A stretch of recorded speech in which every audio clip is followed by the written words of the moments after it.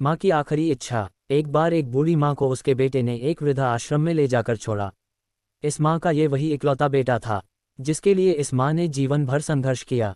इस बेटे के लिए वो सब कुछ किया जो एक माँ को करना चाहिए या माँ कर सकती हैं। और आज भी अपने बेटे को किसी भी तरह की परेशानी ना हो इसलिए आश्रम में रहने के लिए भी तैयार हो गई। वृद्ध आश्रम में रह रही माँ हमेशा अपने बेटे को याद करती, मगर बेटा केवल साल में एक बार उसको मिलने जाता या फिर फ़ोन पर बात कर लेता। कई साल बीत गए। वृद्ध आश्रम से बेटे को एक दिन फ़ोन आया। उन्होंने कहा, बेटा जल्दी से आश्रम आके अपनी माँ से मिल लो, वो बहुत सीरियस है। बेटा जब अपनी बीमार माँ के पास पहुंचा तब वह अपनी आखिरी सांसें गिन रही थी। बेटे ने अपनी माँ से उसकी आखिरी इच्छा पूछते हुए कहा, माँ मैं तुम्हारे लिए क्या कर सकता हूँ बताओ।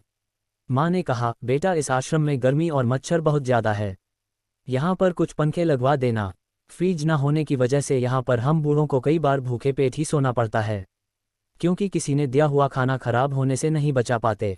तो इस आश्रम के लिए एक दो फ्रिज भी खरीद कर दे देना।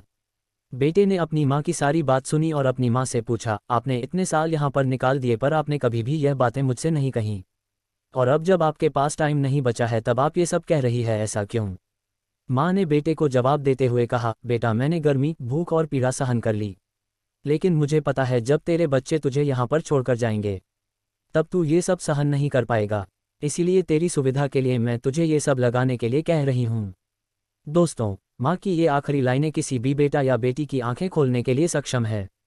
इतिहास हमेशा अपने आप को दोहराता है। अगर आप चाहते हैं कि आपके साथ अच्छा व्यवहार हो तो आपको भी दूसरों के साथ वैसा ही व्यवहार करना पड़ेगा।